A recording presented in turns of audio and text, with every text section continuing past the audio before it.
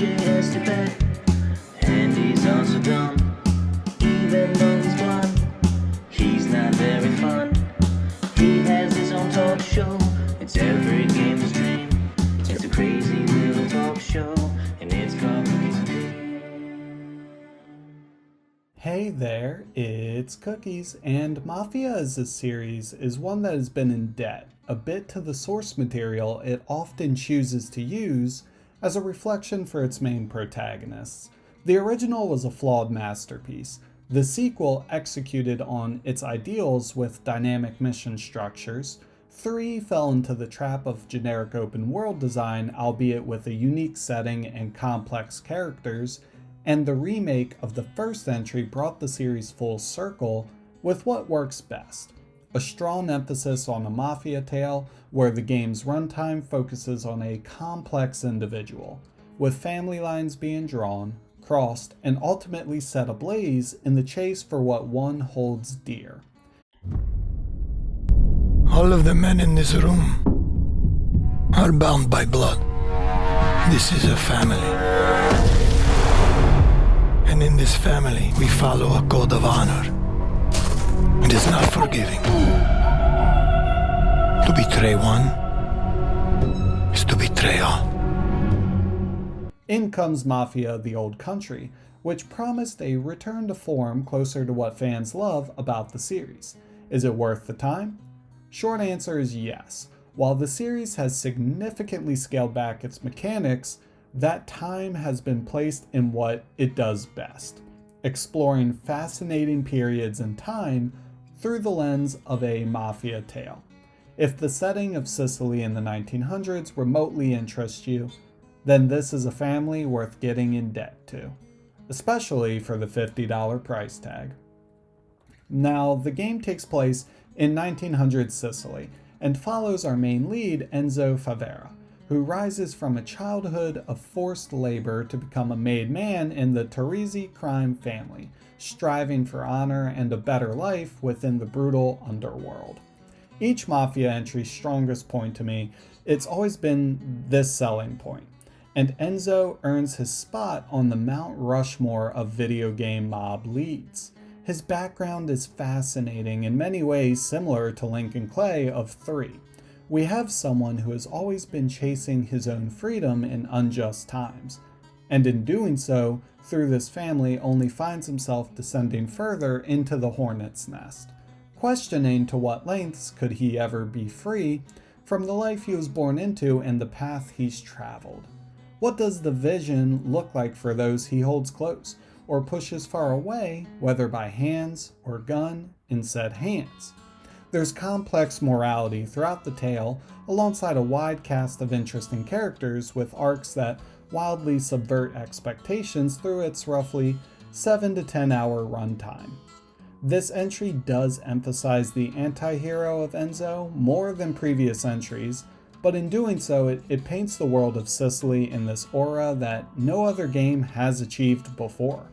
Speaking of the graphical scope of the world, it's beautiful and shockingly accurate to the timeline and Mediterranean lands it focused on portraying. Hangar 13 always knocks time periods out of the park in a way most devs fail to capture, and this is easily their best attempt yet. To the point, the open world nature of the game is actually quite fun, where in between the main missions, there isn't much to do in the open world besides kind of drive around, roam, and look at various vistas, but it's honestly well worth the time for how the game's rendered.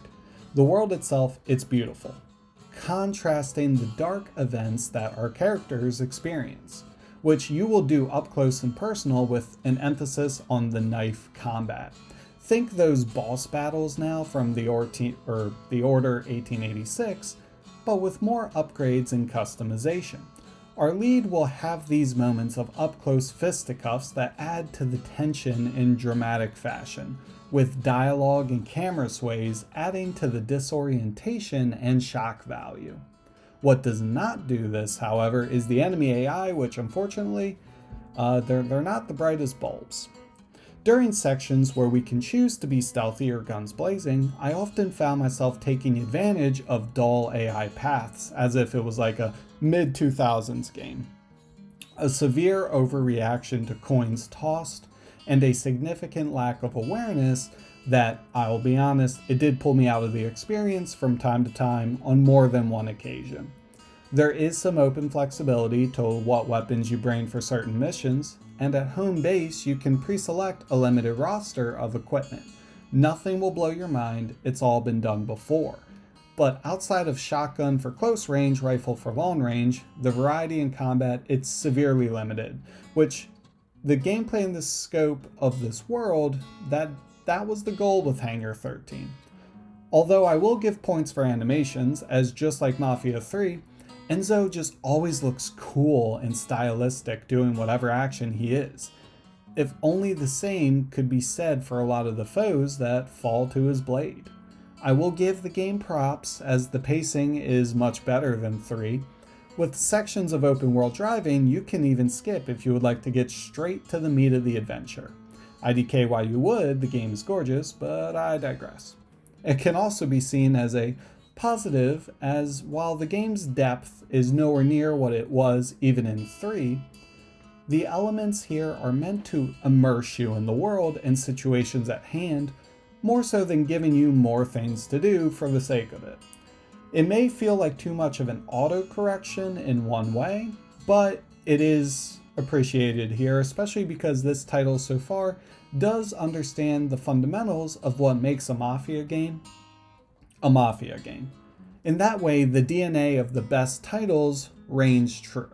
The game runs mostly stable with some dips in the open valley sections, even in performance mode, but the cutscenes are as close to film as you can get, with exceptional performances across the board. Some of which I had to stop and rewatch for how impressive and shocking the content was. The story, it pulls no punches, all the way to our anti-hero's dramatic conclusion that, again, without spoiling, it recontextualizes and paints Sicily in a light many may never have thought of, and has some unique connections to the rest of the narrative in the first game. Do you wish to commit yourself, your life, to this family?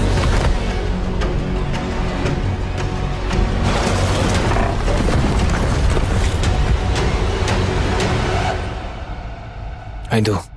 All in all, this game, it's exactly as advertised. It's an exceptionally well-crafted Mafia adventure with a cinematic presence that's at the top of the game. An emotionally moving tale accompanied by an impressive soundtrack, which will offer a weekend binge experience unlike any other. If Blockbuster was still around, this would be the go-to Blockbuster game for the weekend. Now, Mafia as a series, it's an experience we as gamers know what to expect on the macro level. It's almost like a film in the Mission Impossible franchise. You enter knowing what you're gonna get, with some shocking character twists, maybe an off-the-wall stun or two by our main lead. Mafia as a series can be seen in that same exact light. I was not merely satisfied with the direction this entry took. I was impressed by the redirection for the franchise and what this prequel teases. Some grand set pieces that had my blood pumping, and shocking revelations within the family itself and our main protagonist that cut as deep as Enzo's blade. If you can overlook dated stealth mechanics, combat that doesn't always hit the mold with some frustrating AI that can break immersion, and just some one-dimensional direction with the context of the level design, then at one point there's going to be some sections in Mafia where you'll be able to overlook everything and take it for the sum of its parts, which, just to be frank, everything Mafia does best will only shine brighter in your eyes if you do this. 4 devious betrayals out of 5. Are you interested in picking up Mafia the Old Country? Comment below and let me know the vibes. As always, it's your boy Cookies, signing off.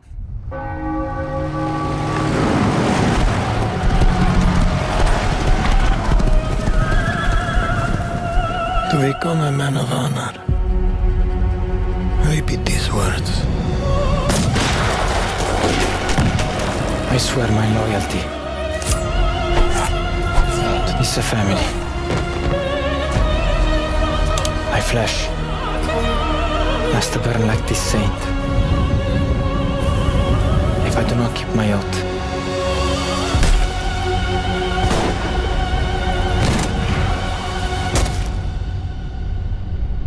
Welcome, Enzo.